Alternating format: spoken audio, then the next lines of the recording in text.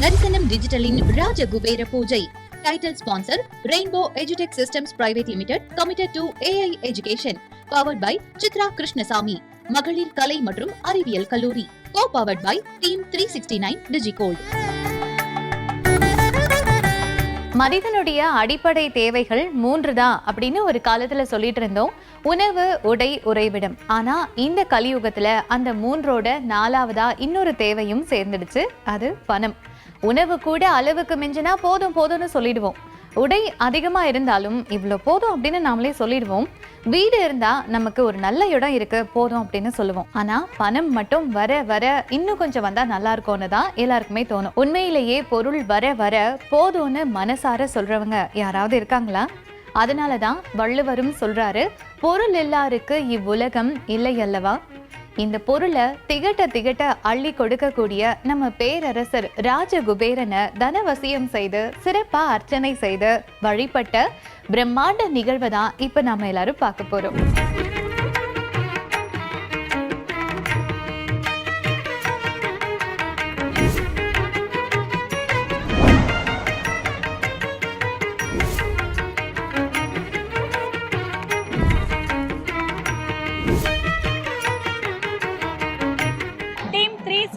டிஜிகோல்லேருந்து திரு கந்தசாமி அவர்கள் வந்திருக்காங்க. அவங்க கிட்ட இந்த குபேர வழிபாடு முறையை பத்தியும் இந்த பூஜையை பத்தியும் கேட்டு தெரிஞ்சுக்கலாம். சார் வணக்கம். சார் வணக்கம் மேடம். சார் இந்த குபேர வழிபாட்டு பூஜை பத்தி கொஞ்சம் சொல்ல முடியுமா?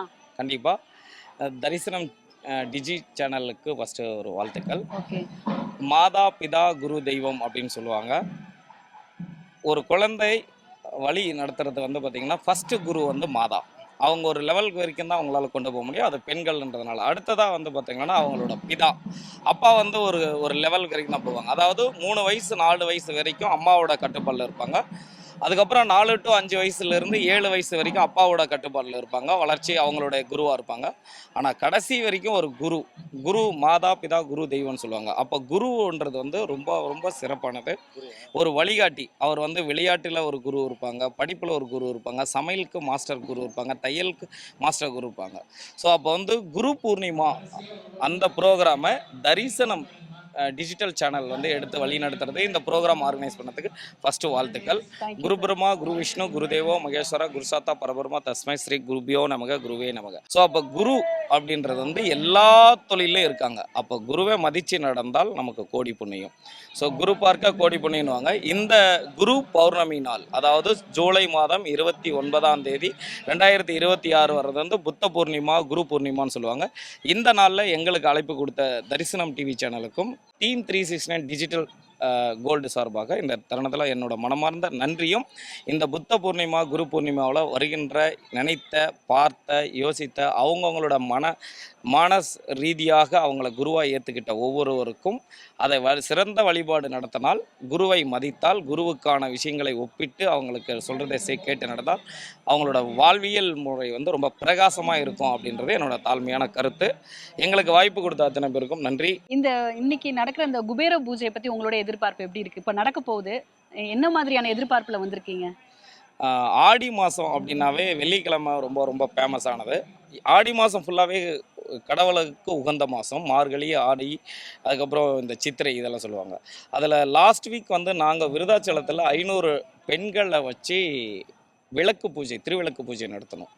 ஸோ அப்போ வந்து மக்களுக்கு பயபக்தி இருக்குது. இன்னும் மக்கள்கிட்ட பயபக்தி இருக்குது. அதை இன்றைக்கி அடுத்த லெவலுக்கு கொண்டு போகிறதுக்கு இந்த டிவி சேனல்ஸ், இந்த காலையில் நிறைய சொற்பொழிவுகள்லாம் இருக்கிறது தொடர்ச்சியாக நடக்கணும். அது ஃபுல் டே நடக்கணும். எல்லா டிவி சேனல்ஸ் குரூப்பும் இதை தொடர்ச்சியாக பண்ணணும்.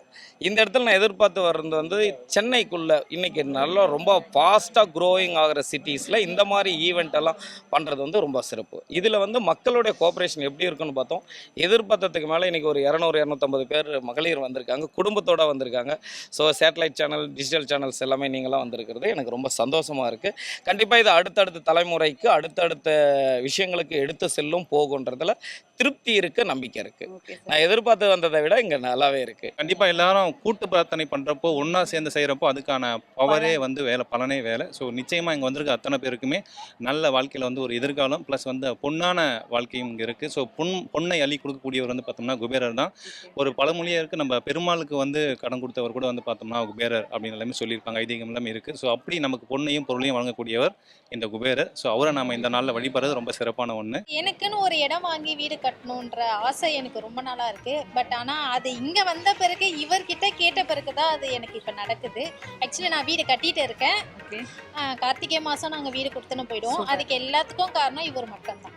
நாவன்மை மிக்கவர்கள் நிறைந்த இந்த மேடையிலே தன்னுடைய பேச்சாற்றலால பல மேடைகளை அலங்கரித்து தன்னுடைய வார்த்தைகளால மக்களின் மனதை ஈர்த்து ஆன்மீக சொற்பொழிவின் அமுத சுரபியாக திகழ்ந்து கொண்டிருக்கிறவர் கலை மாமணி திரு நாகை முகுந்தன் ஐயா அவர்கள்.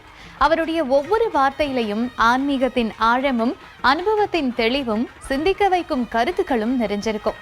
இப்படிப்பட்ட ஒரு சிறந்த சொல்வன்மை கொண்ட பேச்சாளரின் உரைய இந்த மக்கள் வெள்ளம் கேட்க நாம என்ன தவம் செய்தோமோ.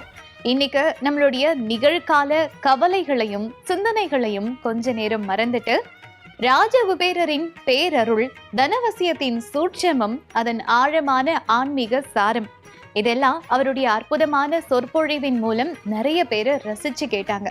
இந்த சிறப்புமிக்க இந்த நிகழ்வுக்கு தன்னுடைய பேச்சால பெருமை சேர்த்த கலை மாமணி திரு நாகை முகுந்தன் ஐயா அவர்களின் சொற்பொழிவை கேட்கலாம். காஞ்சிபுரம்னு சொல்றப்ப காமாட்சி அம்பாள் நமக்கு உடனடியாக ஞாபகம் வரும் இல்லைங்களா? அந்த அம்பிகையினுடைய அருள் இல்லை என்று சொன்னால் நமக்கு எதுவுமே இல்லை. அம்பாளுடைய அருள் இருந்தால்தான்.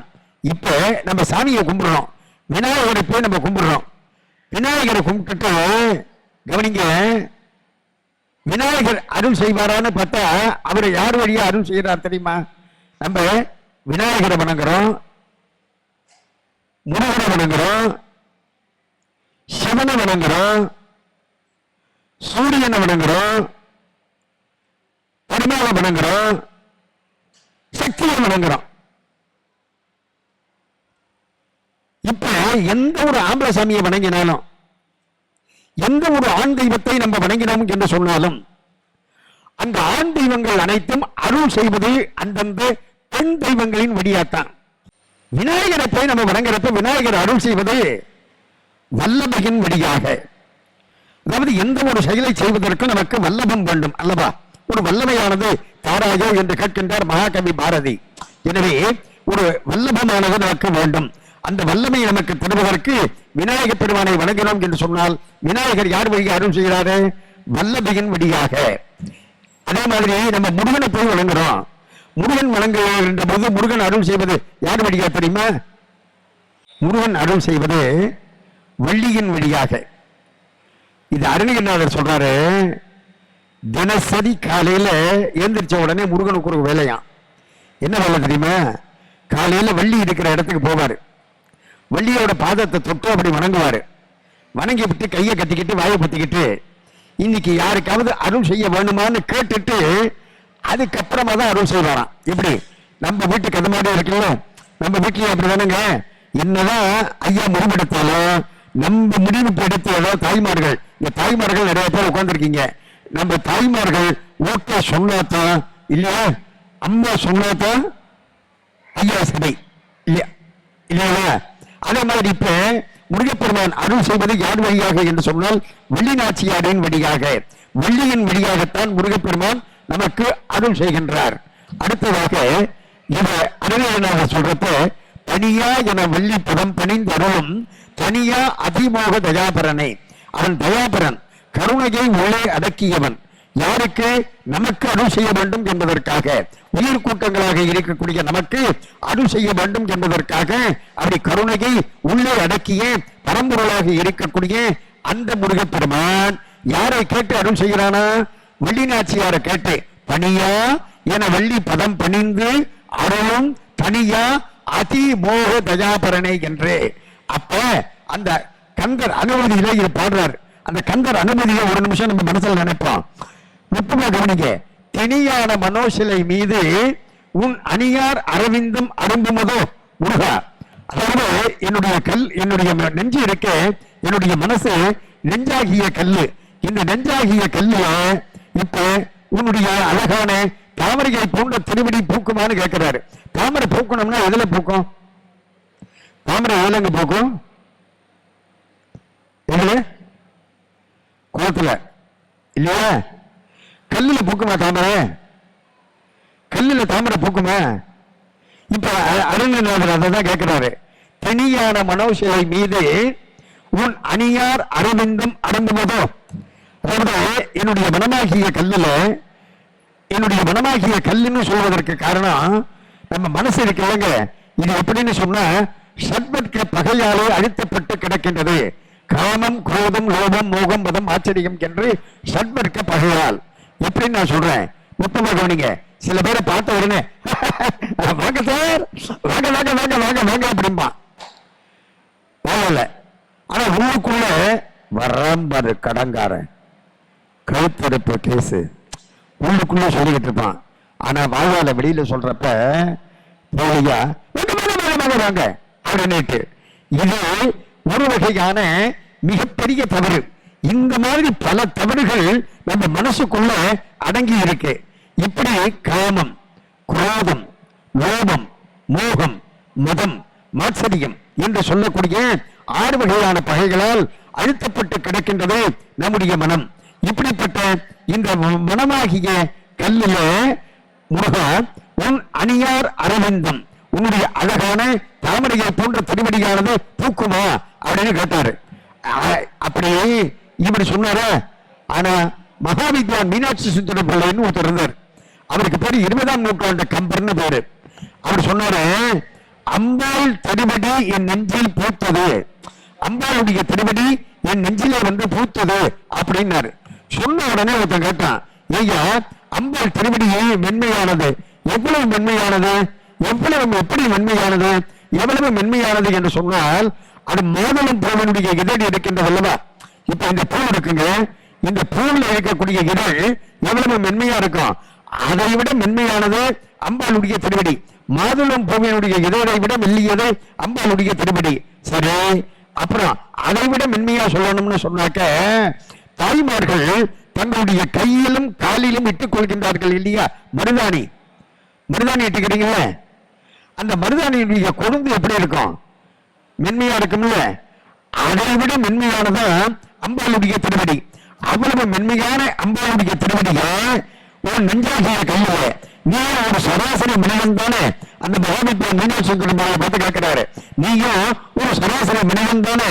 உன்னுடைய மனமாகிய கையில அம்பாள் திருவடியை கொண்டு வந்து வச்சாக்க அம்பாள் திருவடிக்கு வலிக்காதா? அம்பாள் திருவடியை கொண்டு வந்து வைக்கிறப்ப என் நெஞ்சில இருக்கக்கூடிய அழுக்கெல்லாம் அவ துடைக்கிறாளாம். அவ திருவடியால என் நெஞ்சத்து அழுக்கையெல்லாம் துடைத்தனை, என் வஞ்சக பிறவியை உடைத்தனை என்று நம்ம பிறவியை உடைப்பதற்காக எப்படிப்பட்ட அற்புதமான தெய்வமாக இருக்கக்கூடிய அம்பாள் வழியாகத்தான், வள்ளிநாச்சியாருடைய வழியாகத்தான் முருகப்பெருமான் அருள் செய்கின்றார். அதை போல சிவபெருமானை நம்ம போய் வணங்குறப்ப சிவன் அருள் செய்வது எப்படி தெரியுமா? சிவபெருமான் இப்ப சக்தி வழியா அம்பாள் வழியாத்தான் சிவனும் அருள் செய்கிறாரு. இத மாணிக்க வாசகர் அப்படின்னு ஒரு பெரிய மகான் இருந்தார். நீங்க கேள்விப்பட்டிருக்கீங்கல்ல, திருவெம்பாவை பாட்டு கேட்டிருக்கீங்கல்ல, திருவெம்பாவை. அந்த மாணிக்க வாசகர் சொல்றாரு, இப்ப காஞ்சிபுரத்துல இந்த ஏரியா வேலை கேட்ட இந்த ஏரியால மழை பெய்யணும்னு சொன்னாக்க மேகம் எங்க இருக்கணும்? மேகம் எங்க இருக்கணும்? இங்க மேகம் இருக்கணும். ஆனா செங்கல்பட்டுல மேகம் இருக்கணும், காஞ்சிபுரத்துல எந்த இடத்துல மழை பெய்யணும் முடியுமா? மேகத்தை மத்திய கொண்டு மழையானது பெய்ய வேண்டும். எப்படி என்று சொன்னால், நம்ம சிவனை போய் வணங்குறோம். ஏதாவது ஒரு கஷ்டம், ஏதாவது ஒரு துன்பம் அப்படிங்கிறப்ப ஏகாம்பரேஸ்வரரை போய் வணங்குறோம். ஆனா ஏகாம்பரேஸ்வரர் அருள் செய்வதற்கு முன்பாக காமாட்சி அருள் செய்வதற்கு ஓடி வந்துடலாம். அம்பாள் வழியாகத்தான் சிவபெருமானும் அருள் செய்கிறார். இப்ப யாரையாவது பார்த்து நீங்க இந்த காரியத்தை செய்யணும்னு சொல்றோம், அவர் என்ன சொல்றாரு? நம்மளுக்கு சக்தி இல்லைங்கிறாரு. சக்தி இல்லைன்னா சிவனேன்னு கடை சொல்றானா இல்லையா? சக்தி இல்லைன்னா சிவனேன்னு கடை அப்படிங்கிறான். சக்தி இல்லை என்று சொன்னால் சிவனேன்னு கடை என்று. எனவே இங்க கவனிங்க நுட்பமா, இப்ப சக்தியின் வழியாகத்தான் சிவபெருமானும் அருள் செய்கிறாரு. அதே மாதிரி பார்த்தீங்கன்னு சொன்னாக்க பெருமாள் அருள் செய்வதும் நம்ம தாயாரின் வழியாகத்தான் பெருமாளும் அருள் செய்கிறாரு. தாயார் இல்லை என்று சொன்னால் பெருமாளே இல்லை. அதனால தான் அவருக்கு பேர் திருமால்னு பேரு. பெருமாளுக்கு என்ன பேரு? திருமால். திருமால் என்று சொன்னால், திரு என்று சொன்னால் தாயார். தாயார் வழியாகத்தான் இதை புரிவதற்காக சொல்ல வேண்டும் என்று சொன்னாக்க, பெருமாள் கோவிலெல்லாம் வைகுண்ட ஏகாதசி விழா நடக்குது இல்லை, தெரியுமில்ல, மார்கழி மாதம். அந்த வைகுண்ட ஏகாதசி விழாவில் ஒரு நாளைக்கு என்ன செய்வாங்க, பெருமாளுக்கு தாயாருடைய திருக்கோலம், நாச்சியார் திருக்கோலம், அதாவது அந்த பொம்பளை வேஷம் போடுவாங்க, தாயாருடைய அலங்காரத்தை செய்வார்கள். தாயார் மாதிரி பெருமாளை அலங்காரம் செய்வாங்க. அந்த மாதிரி ஸ்ரீரங்கத்தில் நான் சொல்றது ஒரு 1000 வருஷத்துக்கு முன்னாடி நடந்த கதை. 1000 வருஷத்துக்கு முன்னாடி ஸ்ரீரங்கத்தில் அந்த பெருமாளுக்கு அப்படி அலங்காரம் செஞ்சாங்க.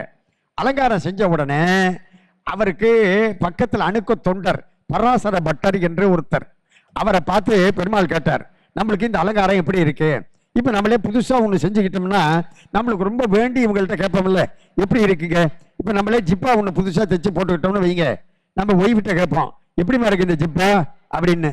அவ சகிக்கலை அப்படின்பா. அது அவளோட அனுபவம்.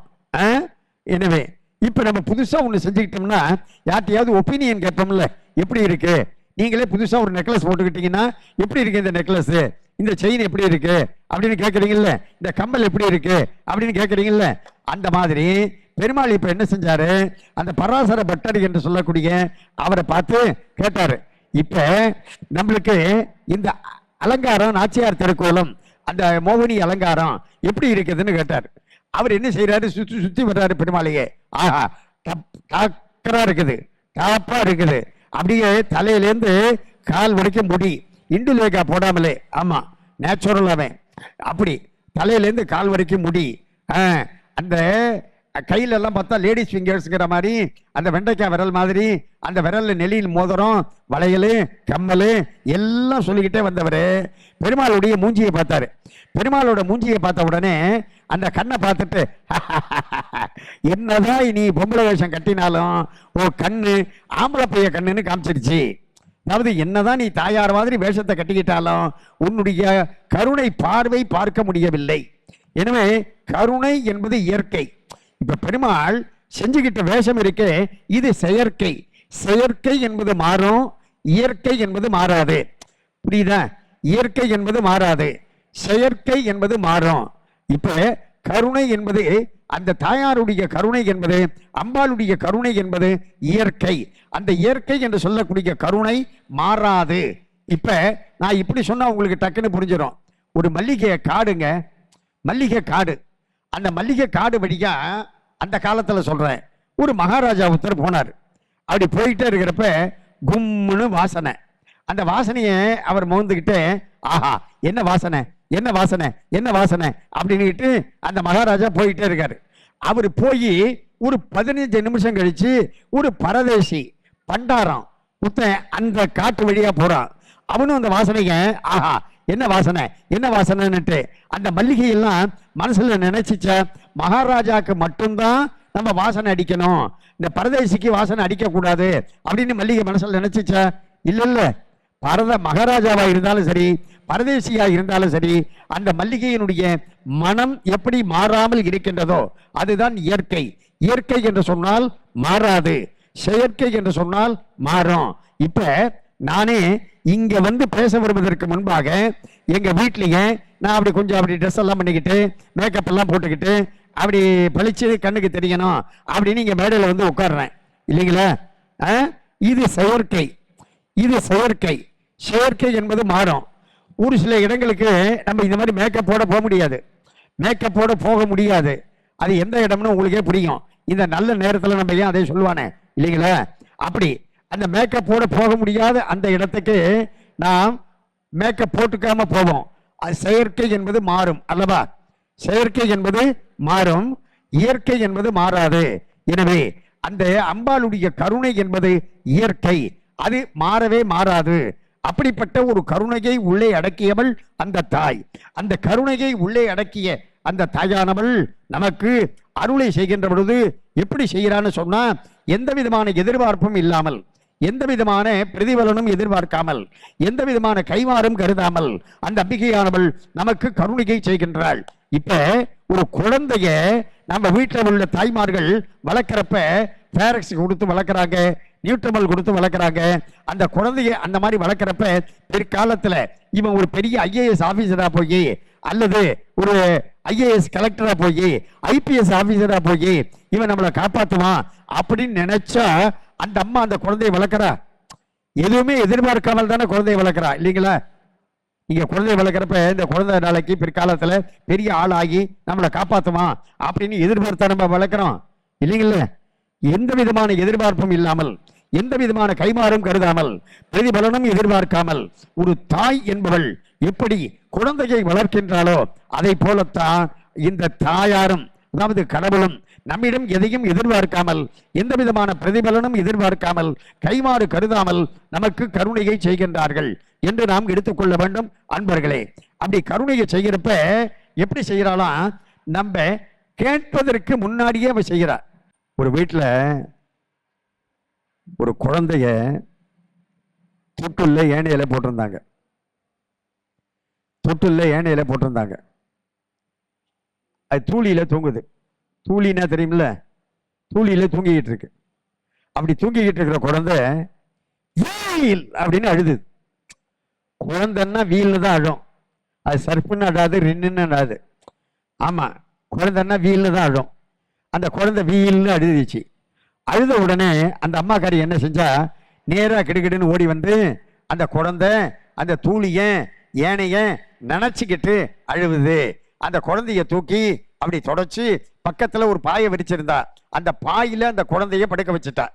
கவனிங்க, ஒரு 5 நிமிஷம் கழிச்சு அந்த குழந்தை திரும்பவும் வீல்னு அழுதது. அழுத உடனே அந்த தாயானவள் நல்லா தெரியுது இந்த குழந்தை இப்ப எதுக்காக அழுவுதுன்னு. பாலுக்காக அழுகின்றது என்று பாலை தயார் பண்ணி அந்த குழந்தைக்கு கொண்டாந்து அந்த பாலை கொடுக்குறா. கவனிங்க, அந்த பாலை கொடுத்து அந்த குழந்தைய அப்படி தூங்க வைக்கிறதுக்காக மடியில போட்டு தட்டி கொடுத்து அந்த குழந்தைய தூங்க வைக்கிறா. அப்படி இப்ப அந்த குழந்தை படுத்து தூங்கிக்கிட்டே இருக்கிறப்ப திரும்பவும் வீல்னு அழுதது. அழுத உடனே அந்த தாய் கண்டுபிடிச்சா, இப்ப குழந்தை வயிற்றுல ஆகாரம் போன உடனே, இப்ப உணவு வயிற்றுல ஆகாரம் போயிருக்குல்ல, அதனால அந்த குழந்தைக்கு வயிற்றை ஏதோ சங்கடப்படுத்துது, அதனால அது அழுவுது அப்படின்ட்டு அந்த வயிற்று சங்கடத்துக்கு அந்த குழந்தைக்கு உடனே ஒரு மருந்து ஒன்றை கொடுக்குறா. அடுத்ததா ஒரு 5 நிமிஷம் கழிச்சு அந்த குழந்தை திரும்பவும் அழுதது. அது தூக்கத்திற்காக அழுகின்றது என்று அந்த குழந்தைய தூங்க வைக்கிறா. வார்த்தையை கவனிக்கணும் நீங்க அன்பர்களே, ரொம்ப நுட்பமான இடம். அம்மா இங்க கவனிங்க, இப்ப இந்த குழந்தை அழுதது இல்ல, அது வாயை திறந்து ஏதாவது கேட்டுச்சா? எனக்கு பசிக்குது, எனக்கு தூக்கம் வருது, பாலுக்காக அழுவுறேன், தூளியை நினைச்சுக்கிட்டு ஏனைய நினைச்சுக்கிட்டு அழுவுறேன் அப்படின்னு சொல்லிச்சா?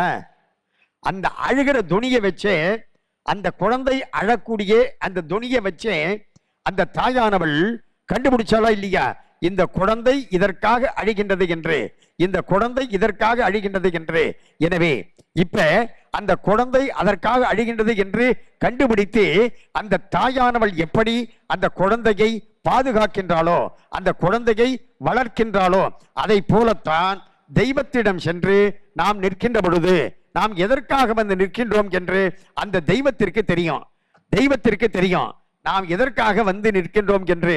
உடனடியாக நாம் என்னதற்காக வந்து நிற்கின்றோமோ அதனை கொடுத்து நம்மை அருள் செய்யக்கூடிய அற்புதமான ஆற்றல் மிக்க தெய்வம்தான் நம்முடைய தெய்வங்கள் என்று சொன்னால் மிகையல்ல அன்பர்களே.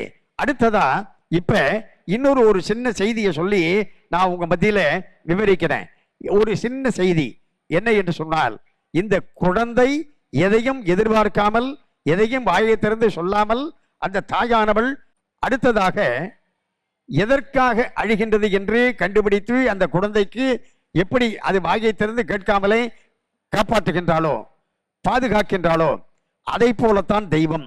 இப்ப ஒரு வீட்டில் இங்க பாருங்கம்மா, ஒரு வீட்டில் வடை சுட்டுக்கிட்டு இருந்தாங்க. வடை கிச்சன்ல வடை சுட்டுக்கிட்டு இருக்காங்க. கோல்டு வின்னர் ஆயில்ல வடை சுட்டுக்கிட்டு இருக்காங்க, அல்லது மிஸ்டர் கோல்டு ஆயிலா ஏதோ ஒரு ஆயில். என்ன இப்ப டிவியில அதான் அடிக்கடி காட்டுறான் இல்லைங்களா? அந்த ஆயில்ல வடை சுட்டுக்கிட்டு இருந்தாங்க. அப்படி வடை சுட்டுக்கிட்டு இருக்கிறப்ப வாசல்ல, கிச்சன் வாசல்ல வந்து அந்த குழந்தை நின்றுகிட்டு இருந்தான். அவன் நிக்கிற தோரணையை பார்த்த உடனேயே அம்மா காரி கேட்கிறா, என்னடா கண்ணு உனக்கு வடை வேணுமா? அவன் வாயை திறந்து கேட்கல. அவன் நிக்கிற தோரணையை பார்த்த உடனேயே இதுக்காகத்தான் வந்து நிக்கிறான்னு அந்த அடுப்புல இருந்து வடையை எடுத்து கொஞ்சம் ஆற வச்சு அந்த குழந்தைக்கு கொடுக்குறாளா இல்லையா?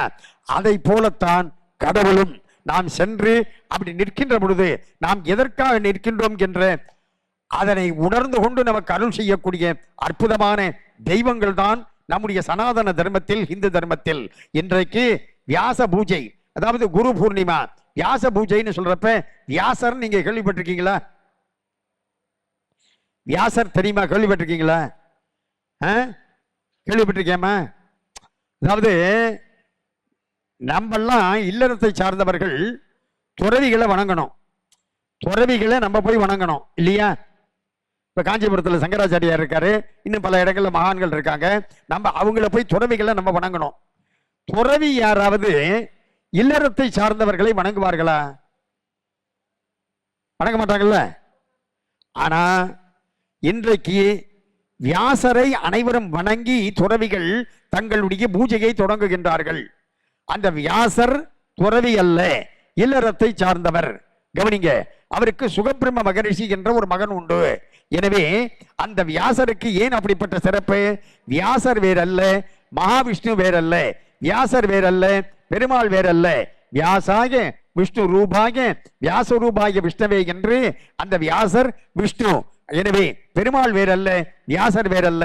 ஆகையினால் அந்த வியாசரை துதித்து தங்களுடைய பூஜையை வியாச பூஜை என்று தொடங்குகின்றார்கள் இன்றைக்கு துறவிகள். ஒரு குரு நமக்கு அவசியம் தேவை. குரு அருள் இல்லை என்று சொன்னால் நமக்கு திரு அருள் என்பது கிடையாது. குரு அருள் இல்லை என்று சொன்னால் திரு அருள் இல்லை என்று அதுக்கு புரிய சொல்லணும்னு சொன்னாக்க, குரு ஏன் நமக்கு தேவைப்படுகின்றார்? இப்ப நுட்பமா கவனிங்க. நம்ம முகத்தை நம்மளால பார்க்க முடியுமா? நம்ம கையை பார்க்கிறோம், நம்ம காலை பார்க்கிறோம், நம்ம வயிற்றை பார்க்கிறோம். ஆனா நம்ம முகத்தை நம்மளால பார்க்க முடியல. பார்க்க முடியல. நம்ம முகத்தை பார்ப்பதற்கு ஒரு கண்ணாடியானது தேவை அல்லவா? ஒரு கண்ணாடி இருந்துச்சுன்னு சொன்னாக்க நம்ம மூஞ்சியை நம்ம அந்த கண்ணாடியில நம்ம பார்க்க முடியும். அதே போல கடவுளுடைய அருள் என்பது எல்லா இடங்களிலும் வியாபித்து இருந்தாலும், எல்லா இடங்களிலும் நீக்கமறை அந்த அருள் இருந்தாலும், அந்த அருள் நம்மை வந்து அடைய வேண்டும் என்று சொன்னால், ஒருமுகப்பட்டு நம்மை வந்து அடைய வேண்டும் என்று சொன்னால், அது குருமுகமாகத்தான் நம்மை வந்து அடைய முடியும். அதனாலதான் குரு என்பவர் நமக்கு அவசியம் தேவைப்படுகின்றார். வாழ்க்கையில் திரு அருளை பெறுவதற்கு குரு அருள் நமக்கு அவசியம் தேவை. இதை இன்னும் புரியும்படியா சொல்லணும்னு சொன்னாக்க, நாங்கள்லாம் சின்ன வயசுல கிராமத்துல இருக்கக்கூடிய எங்க சொந்தக்காரவங்க வீட்டுக்கு போவோம். அப்படி எங்க சொந்தக்காரவங்க வீட்டுக்கு போய் நுட்பமா கவனிங்க. சொந்தக்காரங்க வீட்டுக்கு போய் இந்த சித்திரை வைகாசி மாசத்துல நல்ல கடுமையான வெயில் காலத்துல, அந்த காலத்துல எல்லாம் பாத்தீங்கன்னா வீடு எப்படி இருக்குன்னு 4 பக்கம் தாவாரம் நடுப்புற முத்தம்னு இருக்கும். பார்த்திருக்கீங்களா? அந்த மாதிரி வீடு 4 பக்கம் தாவாரம் நடுப்புற முத்தம்னு இருக்கும். அந்த முத்தத்துல வெயில் அடிச்சுக்கிட்டு இருக்கிறப்ப நாங்க போய் என்ன பண்ணுவோம், பஞ்சு எடுக்கல, பஞ்சு, அந்த பஞ்சை பிச்சு பிச்சு பிச்சு பிச்சு அப்படியே போடுவோம். பஞ்சை அப்படி பிச்சு பிச்சு போடுவோம். வெயில் அடிக்குது, நாங்க உட்காந்துக்கிட்டு இருக்கோம், பஞ்சை பிச்சு போடுறோம், ஒண்ணுமே நடக்கல. ஆனா மறுநாளைக்கு நாங்க என்ன பண்ணோம் தெரியுமா? அந்த பஞ்சை பிச்சு போட்டுட்டு அந்த பஞ்சுக்கு மேல ஒரு பூத கண்ணாடி, ஒரு லென்ஸ் ஒண்ணு பிடிச்சோம். லென்ஸ் பிடிச்ச உடனே அந்த பஞ்சு கப்புன்னு கருகி போச்சு. கவனிக்கணும், முதல் நாள் பஞ்சு இருந்தது, முதல் நாள் வெயில் இருந்தது, ஆனா ஒன்னும் நடக்கல. ஆனா இன்னைக்கு பாத்தீங்கன்னு சொன்னாக்க, நேத்திக்கு இல்லாத பூத கண்ணாடி அந்த பஞ்சுக்கு மேல பிடிச்ச உடனே அந்த வெயில அது உள் வாங்கி அந்த பஞ்சு மேல செலுத்தி அந்த பஞ்சானது கப்புன்னு கருகி போயிடுச்சு அல்லவா? எனவே அதை போல அந்த பூத கண்ணாடியை போல லென்ஸை போலத்தான் குரு என்பவர் நமக்கு பகவானுடைய அருள் எல்லா இடங்களிலும், கடவுள் அருள் எல்லா இடங்களிலும் இருந்தாலும், அந்த அருள் நம்மை வந்து அடைய வேண்டும் என்று சொன்னால், ஒருமுகப்பட்டு நம்மை வந்து அடைய வேண்டும் என்று சொன்னால், அது ஒரு குருமுகமாகத்தான் வந்து அடைய முடியும். ஆகையினால் அந்த குருவுக்கு ஒரு ஏற்றத்தை தருவதற்காக, அந்த குருவுக்கு ஒரு பெருமையை தருவதற்காக, அந்த குருவுக்கு ஒரு சிறப்பை தருவதற்காக இன்றைய நாளை தேர்ந்தெடுத்து இந்த பௌர்ணமியை குரு பூர்ணிமா என்று நாம் கொண்டாடி அந்த குருவை அப்படி நாம் சிறப்பிக்கின்றோம் இந்த நாளில். இப்படிப்பட்ட இந்த நாள்ல இந்த பிரம்மாண்ட ராஜகுபேர பூஜை நடைபெறுவது என்பது மிக மிக பொருத்தமானது.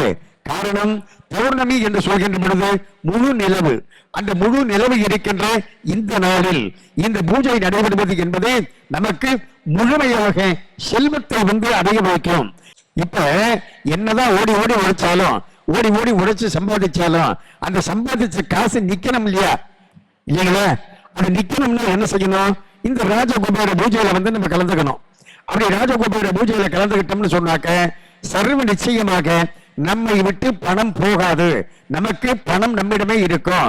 பணம் நம்மிடம் இருந்தால்தான் நம்ம 4 பேர் மதிப்பான், இல்லைங்களா? இந்த வியாச பூஜை நடக்கக்கூடிய இந்த நல்ல நாளில் குரு பூர்ணிமாவில் பிரம்மாண்ட ராஜகுபேர பூஜை நடைபெறுவது என்பது சிறப்பு வாய்ந்தது. அதில் கலந்து கொண்டு நீங்கள் அனைவரும் மிகப்பெரிய பாக்கியசாலிகள் என்று தெரிவித்துக் கொண்டு வாய்ப்பளித்தமைக்காக திரும்பவும் நன்றியை தெரிவித்து இந்த அளவில் நிறைவு செய்து கொள்கின்றேன். நன்றி, வணக்கம், வாழ்க நலம். அமுத சுரபியின் வார்த்தைகளின் ஒளி அவர் பேச்ச கேட்ட ஒவ்வொருத்தங்களையும் செதுக்கி உள்ளது அப்படின்னு சொன்னா அது மிகையாகாது. இந்த சொற்பொழிவை கேட்க இன்னும் கொஞ்சம் நேரம் மீளாதா அப்படின்னு மனம் ஆர்வமா எட்டி பார்க்க, என்னடா இது இவ்ளோ வேகமா நகர்ந்துடுச்சே இந்த காலம் அப்படின்னு கடிந்து கொள்ள வேண்டியதா போயிருச்சு. ஆத்மார்த்தமான வார்த்தைகள், அற்புதமான சிந்தனைகள், இன்னும் பல மேடைகளை அவர் வார்த்தைகளால அலங்கரிக்கணும். கலை மாமணியை கௌரவித்த தருணம் உங்களுக்காக. உயர் திரு நாகை முகுந்தன் ஐயா அவர்களுக்கு ராஜகுபேர சித்தர் அவர்கள் நினைவு பரிசு வழங்க இருக்கிறார். நாகை முகுந்தன் ஐயா அவர்களுக்கு ஒரு பலத்த கரகோஷம் வழங்கலாம்.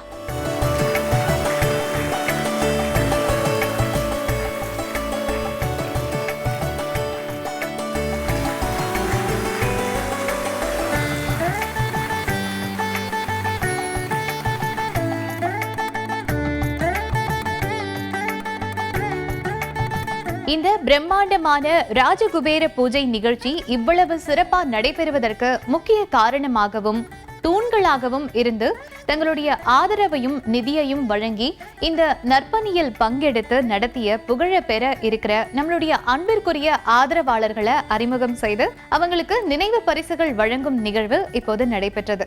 இவங்களுடைய ஆதரவின் மூலமா தான் இந்த அற்புதமான நிகழ்வுல நாமளும் கலந்துகிட்டு ஈசனுடைய அருளையும் ராஜகுபேரருடைய பேரருளையும் பெறக்கூடிய ஒரு வாய்ப்பு நமக்கு கிடைச்சிருக்கு. நன்றிகள் பல கோடி. இறையருள் என்றும் இவர்களுடன் இருக்கும். ராஜகுபேர சித்தர் அவர்களுக்கு Abdul Majeed assistant manager from புதிய தலைமுறை நினைவு பரிசு வழங்குகிறார். உமாபதி ஜோனல் ஹெட் ஃப்ரம் புதிய தலைமுறை நினைவு பரிசு வழங்குகிறார். டைட்டில் ஸ்பான்சர் ரெயின்போ எஜுடெக் சிஸ்டம்ஸ் அவர்களை Vidya Shankar advocate, founder and chairman அவர்களை அன்போடு மேடை அழைக்கிறோம். ரவி அட்மினிஸ்ட்ரேஷன் ஆபீசர்ஸ் மற்றும் காந்தி பிரின்சிபல் சார் அவர்களையும் மேடை அழைக்கிறோம். பவர்ட் பை சித்ரா கிருஷ்ணசாமி மகளிர் கலை மற்றும் அறிவியல் கல்லூரி. Kandasamy sir co powered by team 369 Digi Gold அவர்களை அன்போடு மேடை அழைக்கிறோம். சித்ரா கிருஷ்ணசாமி மகளிர் கலை மற்றும் அறிவியல் கல்லூரி சார்பாக அவர்களுக்கு நினைவு பரிசு வழங்கப்படுகின்றது. ஒரு பலத்த கரகோஷம் வழங்கலாம்.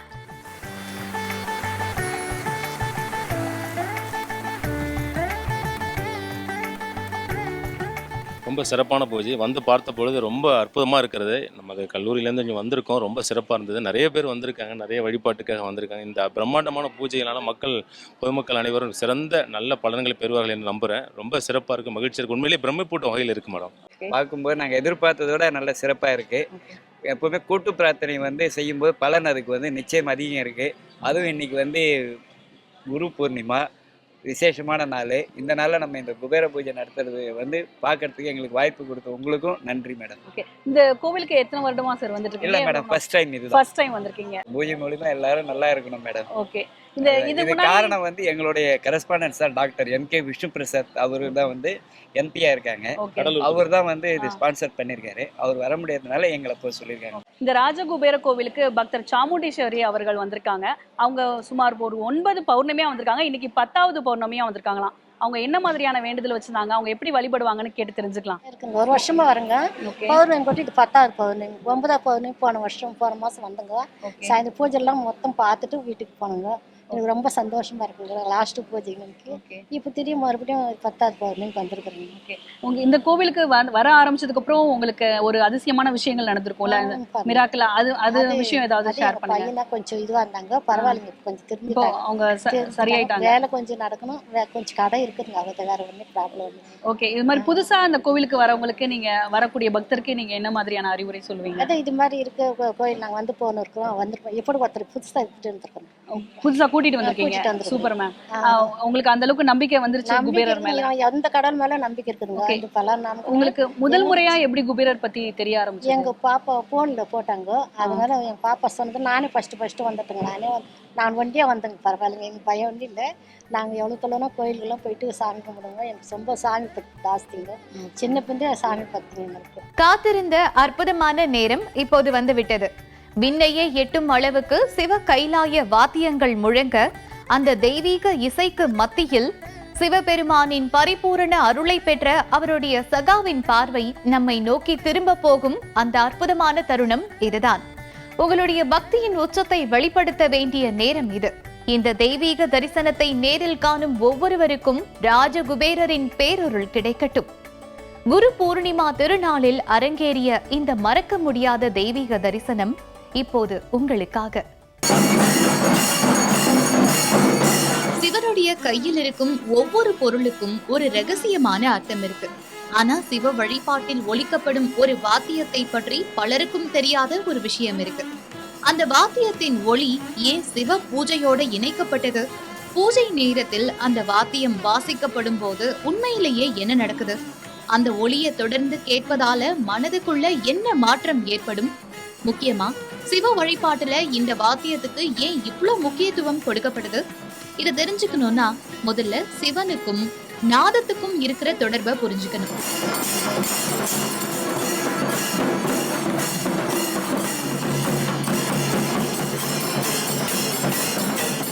நம்ம சிவபெருமான நினைச்சாலே உடனே ஞாபகத்துக்கு வர்றது திரிசூலம், உடுக்கை, பிறை சந்திரன், நாகம்.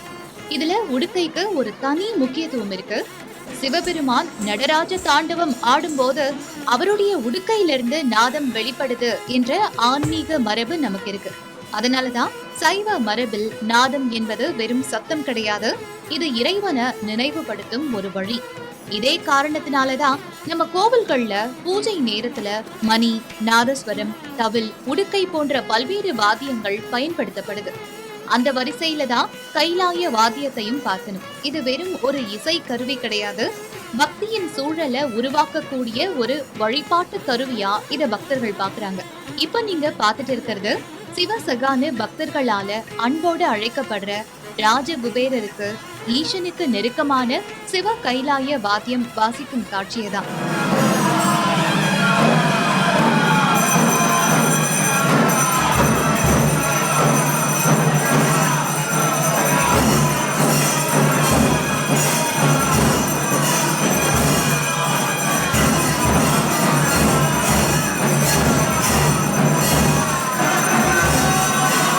ராஜகுபேர பூஜை வழிபாட்டின் பலனை வெறும் கோவிலுக்குள்ள நடக்கிற விஷயத்தால மட்டும் தேடக்கூடாது.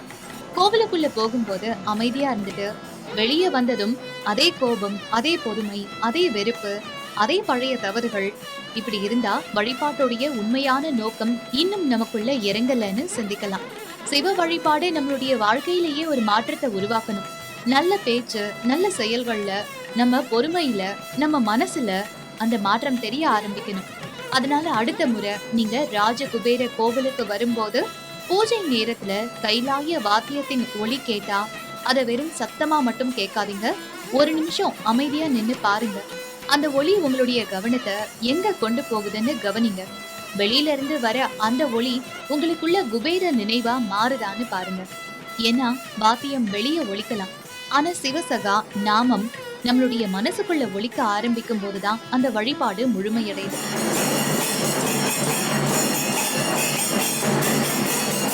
சத்தத்தை கேள், மனதை அமைதிப்படுத்த ராஜகுபேரரை நினை.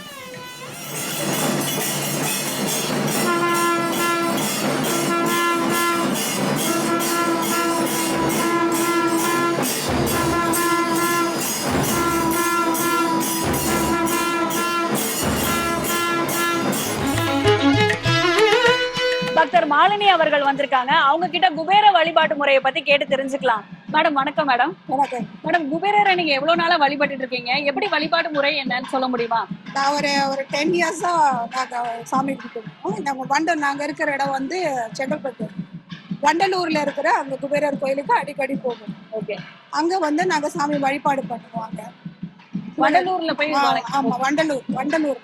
ஓகே. அந்த கோவில் பேர் சொல்ல முடியுமா? அது இந்த குபேரர் கோயில் தான். அங்கே வண்டலூர்ல குபேரர் கோயில் தான். ஓகே. அங்க வந்து நாங்க போவோம், அடிக்கடி போவோம். பிள்ளைங்களாம் கூட்டு போவோம், அடிக்கடி போயிட்டு வருவோம். எவ்வளவு நாளா வழிபட்டு இருக்கீங்க? நான் 10 இயர்ஸ் வழிபாடு.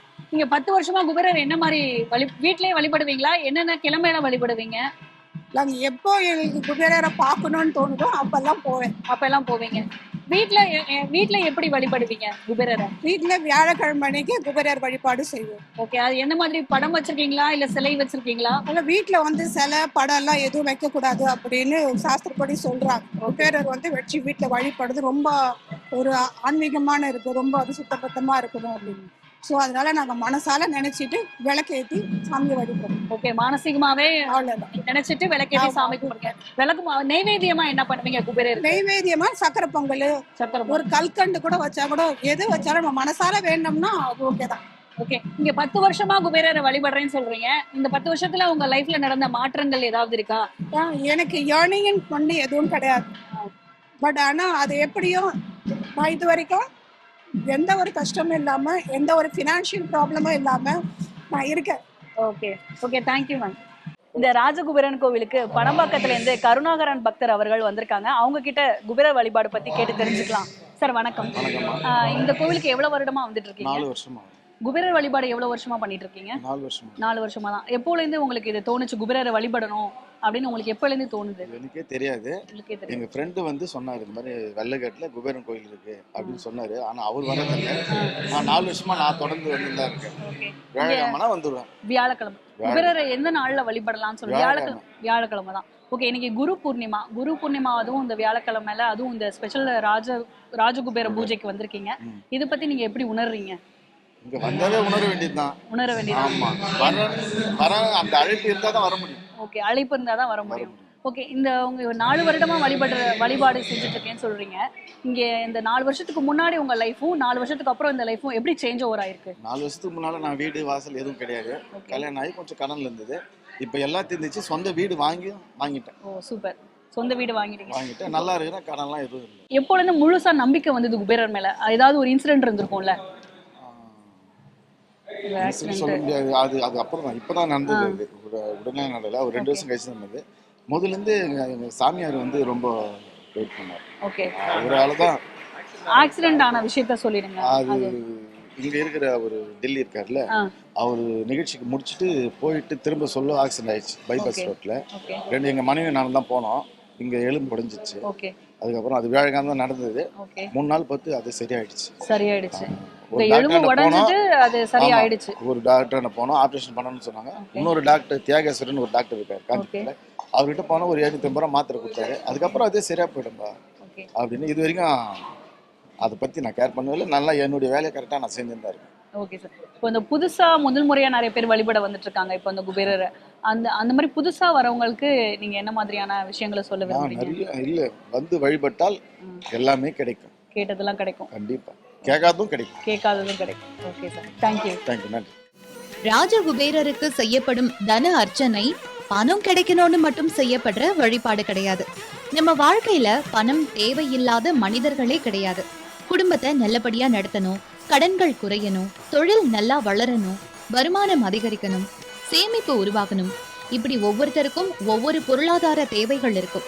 அதனாலதான் செல்வத்தோடு தொடர்புடைய தெய்வமாக குபேரரை பலரும் வழிபடுறாங்க. குறிப்பா ராஜகுபேரருக்கு செய்யப்படும் தன அர்ச்சனை என்பது செல்வ வளத்துக்காக செய்யப்படும் ஒரு சிறப்பு வழிபாடாக பக்தர்களால பார்க்கப்படுது.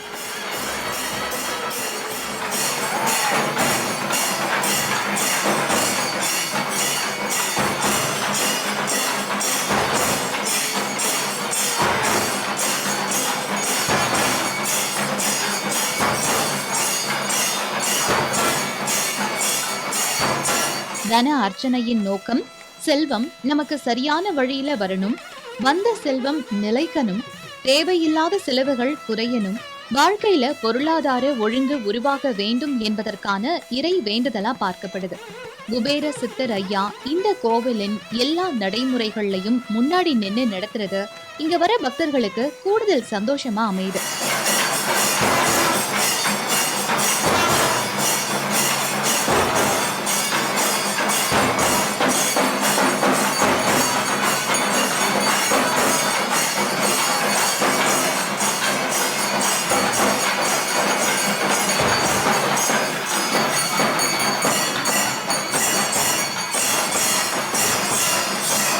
நம்ம ராஜகுபேர பூஜையில தன அர்ச்சனை எப்படி பண்றாங்கன்னு பாருங்க.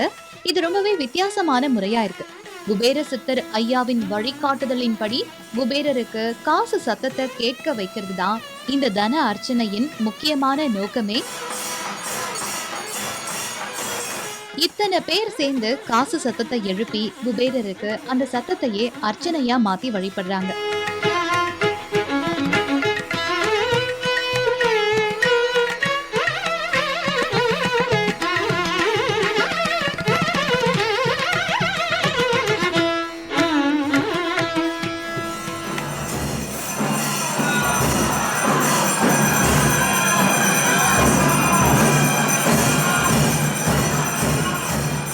குபேர வழிபாடு அப்படிங்கிறது பேராசைக்கான வழிபாடு கிடையாது. செல்வம் வரணும், ஆனா அந்த செல்வம் நல்ல வழியில வரணும். நம்மளால சம்பாதிக்கப்படும் பணம் நமக்கும் நம்ம குடும்பத்துக்கும் மற்றவங்களுக்கும் நன்மை தரணும். அதுதான் செல்வத்தின் உண்மையான அர்த்தம். தன அர்ச்சனை முடிந்த பிறகு என்ன செய்யணும்? இதுதான் ரொம்பவும் முக்கியம். குபேரர்கிட்ட செல்வத்தை கேட்கறது ஒரு பக்கம், அந்த செல்வத்தை சரியா கையாளும் புத்திய கேட்கறது இன்னொரு பக்கம். அதனால அடுத்த முறை ராஜகுபேரருக்கு தன அர்ச்சனை செய்யும் போது எனக்கு அதிகமா பணம் கொடு அப்படின்னு மட்டும் கேட்காம, எனக்கு தேவையான செல்வத்தை நல்ல வழியில சம்பாதிக்கவும் அதை காப்பாற்றவும் சரியான இடத்துல பயன்படுத்தவும் அறிவையும் மனநிலையையும் கொடு அப்படின்னு வேண்டிக்கோங்க. அதுதான் செல்வத்தை பத்தின ஒரு அழகான ஆன்மீக பார்வை. செல்வம் வர்றது மட்டும் முக்கியம் இல்ல, அந்த செல்வம் நிலைப்பதும் அது நமக்கு நன்மையா மாறுவதும் அதனால மற்றவங்களுக்கு நன்மை கிடைப்பதும் தான் உண்மையான செல்வ வளம். ஸ்ரீ ராஜகுபேராய நமக.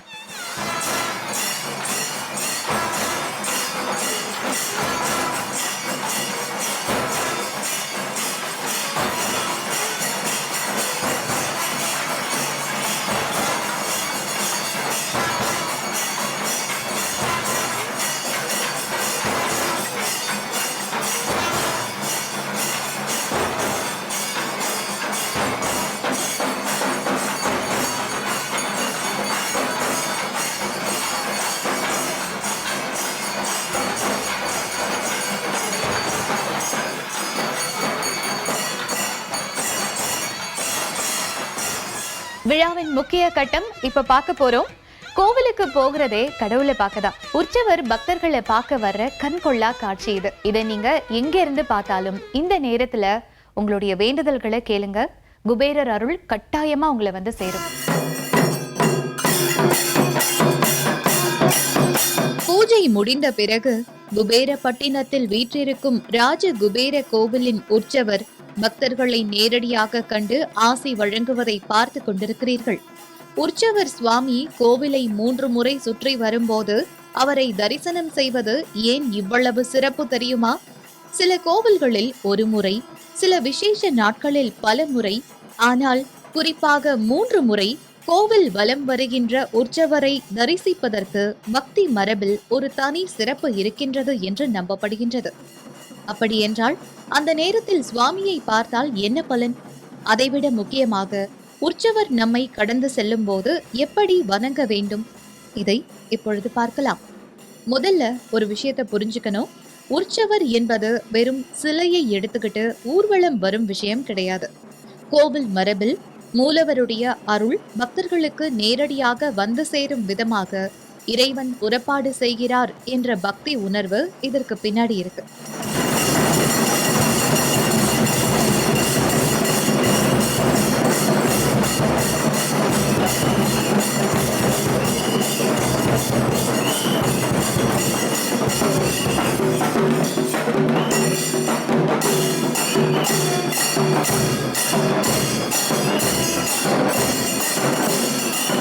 மூன்று என்ற எண்ணுக்கு இந்து ஆன்மீக மரபில் பல்வேறு அடையாள அர்த்தங்கள் கொடுக்கப்பட்டுள்ளன.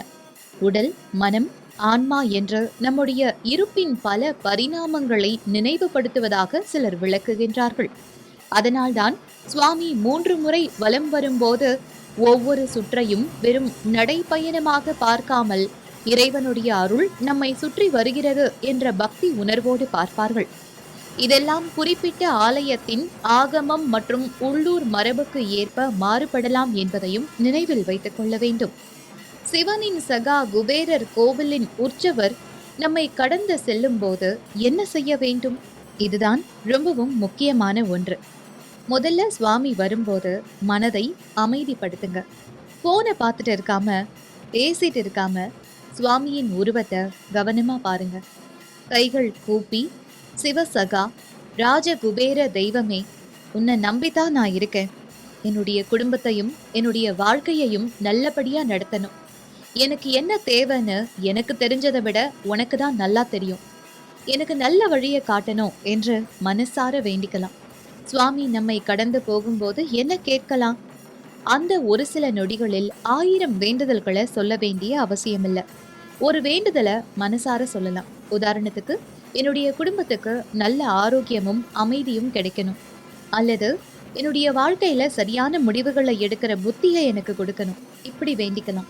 ஏன்னா இறைவனிடம் வேண்டுவது என்பது வெறும் பொருளை கேட்பது மட்டும் கிடையாது, நல்ல வாழ்க்கையை நடத்தக்கூடிய மனநிலையையும் கேட்பது. நீங்க இப்போ உற்சவர் வலம் வருவதை பார்த்துட்டு இருக்கீங்க. இதுதான் உங்களுக்கான நேரம். உடனே உங்க பக்தியை வெளிப்படுத்துங்க. உங்க தேவைகளை கட்டாயமா ராஜகுபேரர் நிறைவேற்றுவார்.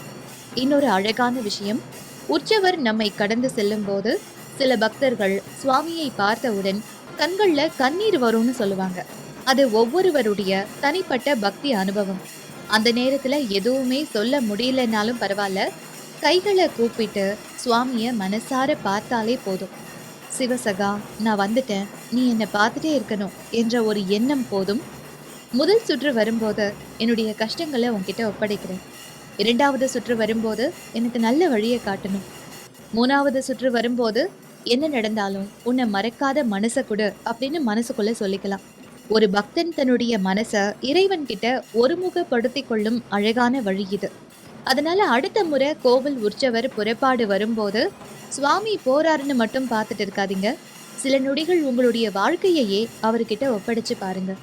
உற்சவர் கோவிலை சுத்தி வராரு, அதே நேரத்துல நம்மளுடைய மனமும் இறைவனை சுத்தி வர ஆரம்பிக்கணும். அதுதான் இந்த தரிசனத்தின் மிக அழகான ஆன்மீக அர்த்தம். சுவாமியை பார்ப்பது ஒரு தரிசனம். சுவாமியை பார்த்த பிறகு நம்மை மாற்றிக்கொள்வதுதான் உண்மையான பலன். ஓம் நம சிவாய.